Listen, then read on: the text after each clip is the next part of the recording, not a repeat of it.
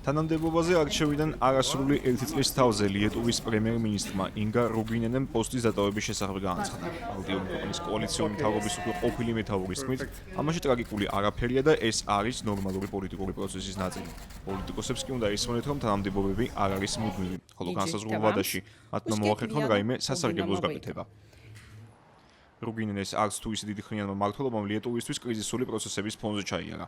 ქვეყანა გახდა მოსკოვის დივერსიული აქტების სამიზნე, როდესაც ვილნიუსში უპილოტო საფრენი აპარატის შეფრენა და განგაში გამოიწვია. რის გამოც თავად პრემიერ-მინისტრს და პრეზიდენტსაც მოუწიათ უსაფრთხო ადგილას გადასვლა. თანამდებობაზე მისივე ყოფნის პერიოდში დაემთხვა ბელარუსიდან საჰაერო ბუშტების გამოყენებით ლიეტუვის ტერიტორიაზე კონტრაბანდისტული ნაწარმის შეღწევის ირგვლივ აგორებულმა აჟიოტაჟმა, თავდაცვისა და კულტურის მინისტრების გადაყენებამ, სახელმწიფოს მხრიდან მოქალაქეთა პირადი მონაცემებისადმი არასათანადო მოპყრობამ და კანონდარღვევამ, როდესაც მან იტალიასა და ვატიკანში ოფიციალური ვიზიტებისას თან წაიყვანა ოჯახის წევრები. თუმცა ვილნიუსისთვის იყო დადებითი მომენტებიც, მაგალითად თავდაცვის ბიუჯეტის გდის მიმართულებით, რომელმაც ლიეტუვის მთლიანი შიდა პროდუქტის 5.38%-მდე მიაღწია. მოსალოდნელია, რომ პრემიერ-მინისტრის სავაგრძელს ეკონომიკისა და ინოვაციების ყოფილი მინისტრი და ამჟამად ლიეტუვის სოციალ-დემოკრატიული პარტიის თავმჯდომარე მინდაუგას სინკავიჩიუსი დაიკავებს.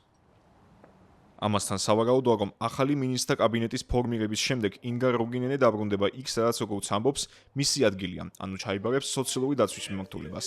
მანამდე კი მას მოუწევს პრემიერ-მინისტრის მოვალეობის შესრულება და იმ შიდა თუ საგარეო პოლიტიკური გამოწვევების დაძლევა, რომელთა წინაშეც ლიეტუვა დგას.